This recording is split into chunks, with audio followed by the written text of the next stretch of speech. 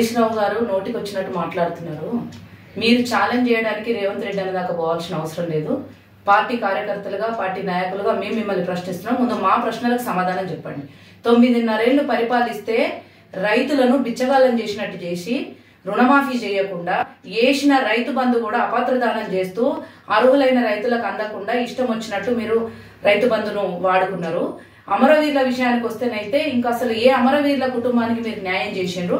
అసలు అమరవీరుల స్తూపం కాడికి కానీ, ఈ ఉద్యమంలో క్రియాశీలకంగా పనిచేసినటువంటి వాళ్ళ ఇళ్లకు కానీ ఏ ఒక్కనాడన్న పోయిన చరిత్ర మీకున్నదా? ఆర్థిక శాఖ మంత్రిగా పనిచేసిండ్రు, భారీనీటి శాఖ పారుదల మంత్రిగా పనిచేసిండ్రు.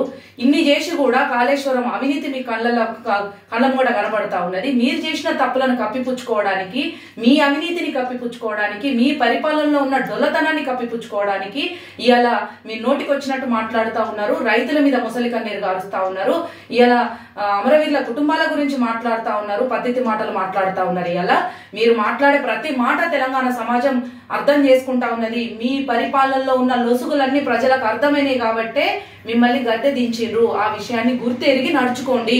ఒక బీజేపీ ఏజెంట్ గా మీరు పనిచేస్తా ఉన్నారు. ఇలా బీజేపీకి మేలు చేయడానికి అంతర్గతంగా మీరు ఒప్పందం కుదుర్చుకొని ఇలా బీజేపీకి మేలు చేయడం కోసము మీరు మాట్లాడుతున్నటువంటి మాటలు ప్రజలకు అర్థమైతా ఉన్నాయి.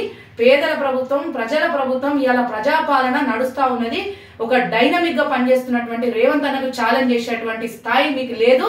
మీరు బాగా గుర్తు పెట్టుకోండి. మీరు చేసిన తప్పుల్ని ప్రజల ముందు ఒప్పుకొని క్షమాపణ చెప్పి ప్రజల్లోకి రండి. ఎంతసేపు కాంగ్రెస్ పార్టీ మీద దుమ్మెత్తి పోసుడు కాదు. 3 నెలల పరిపాలన కాకముందుకే ఇలా మళ్ళీ పార్లమెంట్ ఎన్నికల కోడ్ వచ్చింది. ఇన్నేళ్లు పరిపాలన చేసిండు కదా, ఒక రాజకీయ జ్ఞానంతో మాట్లాడండి.